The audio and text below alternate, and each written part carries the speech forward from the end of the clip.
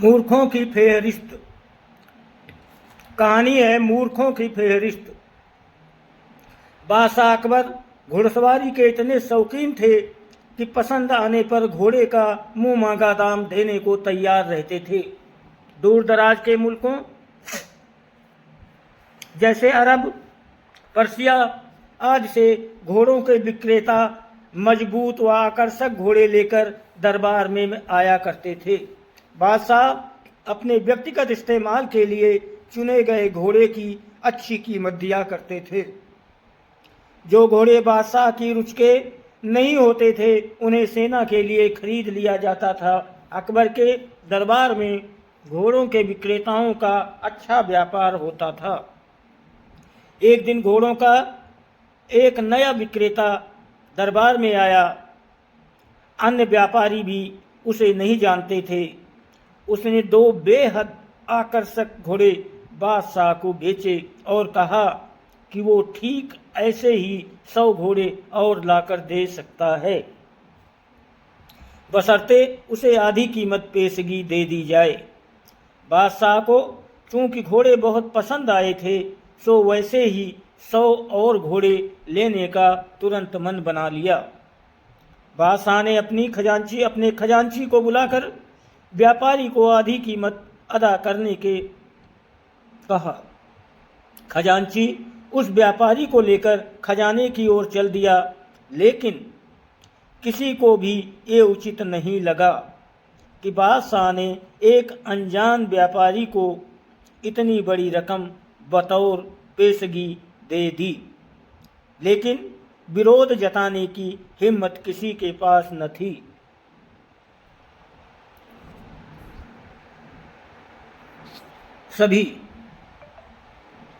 सभी चाहते थे कि बीरबल ये मामला उठाए। बीरबल भी इस सौदे से खुश न था। वो बोला, हुजूर, कल मुझे आपने शहर भर के मूर्खों की सूची बनाने को कहा था।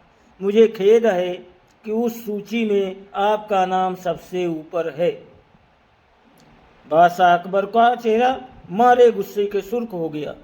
उन्हें लगा कि बीरबल ने भरे दरबार में विदेशी मेहमानों के सामने उनका अपमान किया है।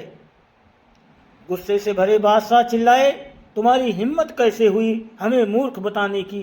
क्षमा करे बादशाह सलामत।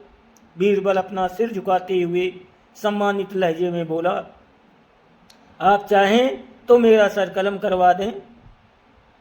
यदि आपके कहने पर तैयार की गई मूर्खों की फेहरिस्त में आपका नाम सबसे ऊपर रखना आपको गलत लगे, तो दरबार में ऐसा सन्नाटा छा गया कि सुई गिरे तो आवाज सुनाई दे जाए। अब बादशाह अकबर अपना सीधा हाथ उठाए तर्जनी को बीरबल की ओर ताने आगे बढ़े। दरबार में मौजूद सभी लोगों की सांस जैसे थम सी गई थी। उत्सुकता और उत्तेजना सभी के चेहरों पर नृत्य कर रही थी।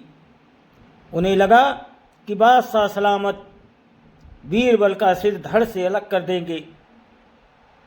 इससे पहले किसी की हिम्मत नहीं हुई थी कि बादशाह को मूर्ख कहे। लेकिन बादशाह ने अपना हाथ बीरबल के कंधे पर रख दिया। वो कारण जानना चाहते थे। बीरबल समझ गया कि बादशाह क्या चाहते हैं। वो बोला, आपने घोड़ों के ऐसे व्यापारी को बिना सोचे समझे एक मोटी रकम पेशगी दे दी जिसका अता पता भी कोई नहीं जानता। वो आपको धोखा भी दे सकता है, इसलिए मूर्खों की सूची में आपका नाम सबसे ऊपर है। हो सकता है अब वो व्यापारी वापस ही न लौटे।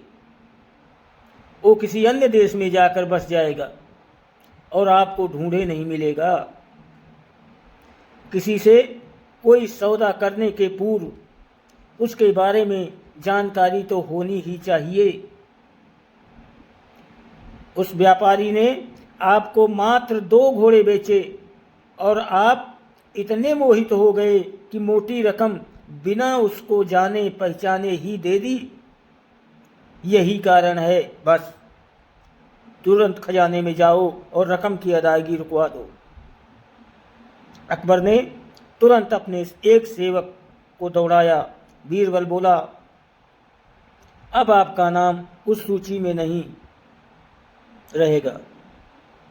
बादशाह अकबर कुछ क्षण तो बीरबल को घूरते रहे, फिर अपनी दृष्टि दरबारियों पर केंद्रित कर ठहाका लगाकर हंस पड़े। सभी लोगों ने राहत की सांस ली कि बादशाह को अपनी गलती का एहसास हो गया था। हंसी में दरबारियों ने भी साथ दिया और बीरबल की चतुराई की एक स्वर से प्रशंसा की। दोस्तों, वीडियो को लाइक और सब्सक्राइब जरूर करें, आपकी बहुत मेहरबानी होगी। आपको बहुत बहुत धन्यवाद और प्रणाम। प्लीज़ 2 सेकंड लगते हैं, प्लीज़ लाइक सब्सक्राइब कर दो। धन्यवाद।